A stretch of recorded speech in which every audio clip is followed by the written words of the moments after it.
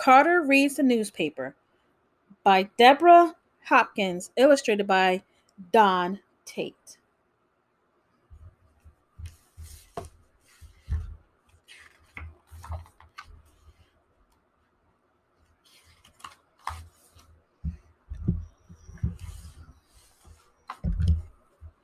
Every February, we celebrate Black History Month. It's a time to honor heroes like Harriet Tubman, Rosa Parks, and Martin Luther King Jr. But there's one hero we sometimes forget.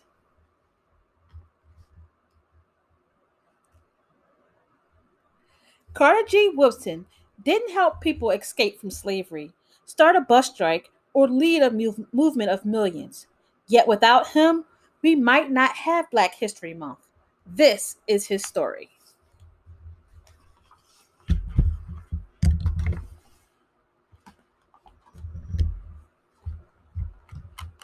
Can you move on? Okay, here we go.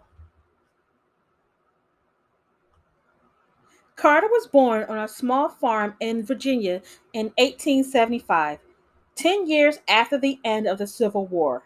Carter's parents, James Henry and Anna, Anne Eliza, were born into slavery, and Carter grew up hearing about their lives. The stories they told weren't part of any history book, but Carter kept them in his heart. James Henry had run away from his master to join the army and fight for freedom. Times are hard, though. After the war, James Henry worked on the railroad, saving enough to buy a few acres of worn out land. Most years, the crops brought in $100 or less. Sorry, guys, I stumbled over that one. Anna Eliza was unbelievably brave. When she was a girl, her master decided to sell her mother. Anna Eliza asked him to sell her instead. That way, her mother wouldn't have to leave her other five children. But no one offered enough money for Anna Eliza, so her master sold her mother and her two little brothers instead. Anna Eliza didn't see them again until after the Civil War. She never forgot the horror of standing on the auction block. Carter's parents struggled to feed and clothe seven children, especially in winter and early spring. Food was scarce. Carter, the youngest one, said, "We would leave the table hungry to go to the woods and pluck the persimmons." Many times he had to jump into bed early on Saturday night so his mother could wash his only pants and shirt for church the next day.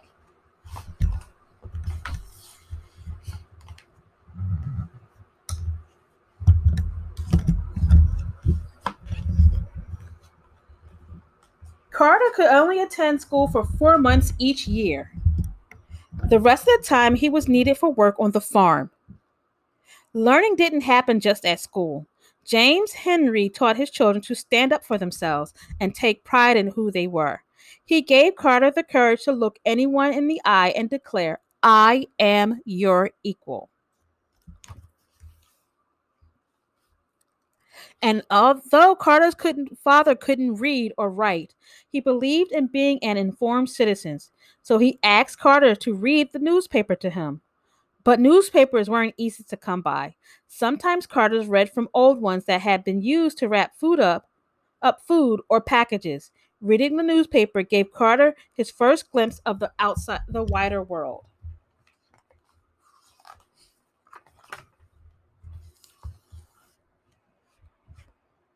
Carter longed to go to high school, but his family needed him to earn money. When he was 15, he hired himself out to a nearby farms, working long hours under the hot sun. He also drove the garbage truck, the wagon. High school would have to wait.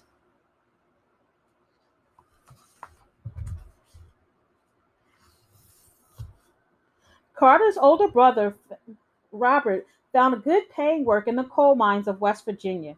Carter decided to join him there. Mining was grueling work for a boy not yet 17. It was dangerous.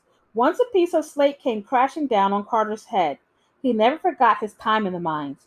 Years later, Carter said, "I'm a coal miner and I can take anything." In this harsh place, Carter met a man named Oliver Jones. You'd have to look hard to find Oliver's name in history books, but in that small mining camp in Fayette County, West Virginia, Oliver did something important. He changed one life, and that life changed many. Like Carter's father, Oliver was a Civil War veteran who believed in education. As a soldier who had been at the Battle of Appomattox on the final day of the Civil War, Oliver had fought for freedom and equality. He was still willing to do his part to further the cause, said Carter. Each evening after working in the mines, Oliver threw open the doors of his little house to the other miners.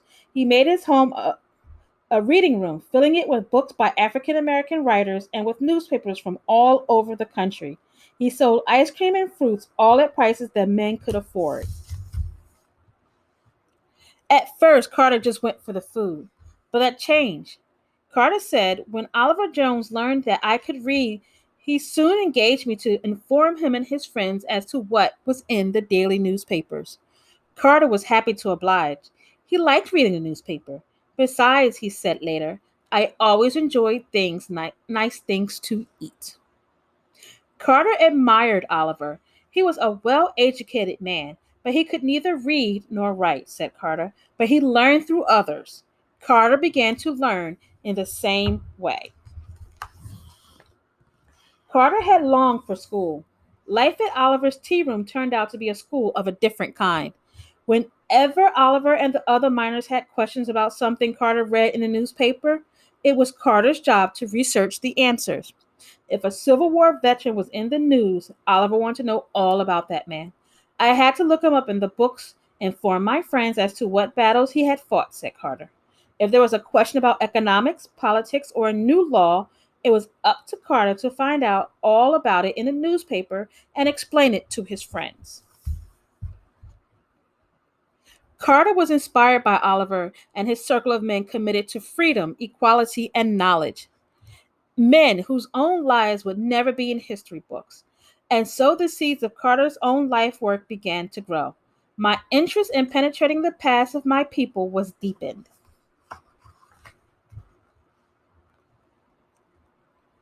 Carter worked in the mines for 3 years. When he was 20, he moved home to Virginia to start high school. He finished in just 2 years. Carter went on to college and became a teacher. He continued to study and work, earning a master's degree when he was 33. Then, when Carter was 37, he earned a PhD in history from Harvard University, the second African American to do so. W.E.B. Du Bois was the first. Carter was the first and only Black American whose parents had been slaves to receive a doctorate in history.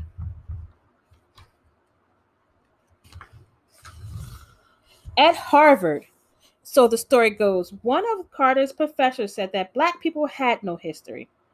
Carter remembered his father's pride, his mother's courage, and Oliver's determination to learn. He remembered reading the newspaper. Carter spoke up. No people lacked a history, he said. The professor challenged Carter to prove him wrong.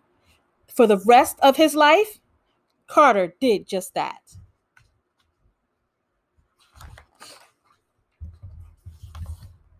In 1926, he established Negro History Week. Later, it became Black History Month. Carter chose the second week of February to mark the birthdays of Frederick Douglass and Abraham Lincoln. Today, our entire nation celebrates Black History Month, and we honor Dr. Carter G. Woodson as the father of Black history. But in 1926, Carter was alone with his new idea. He had to blaze a trail.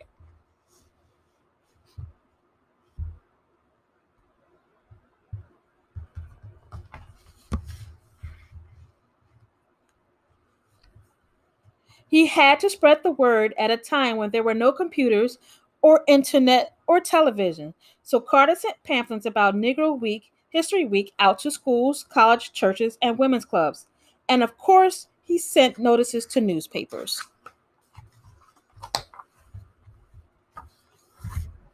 The boy who began reading the newspaper to others transformed the way people thought about history.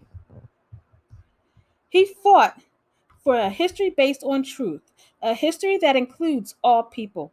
Carter G. Woodson didn't study history, he changed it, and we can too.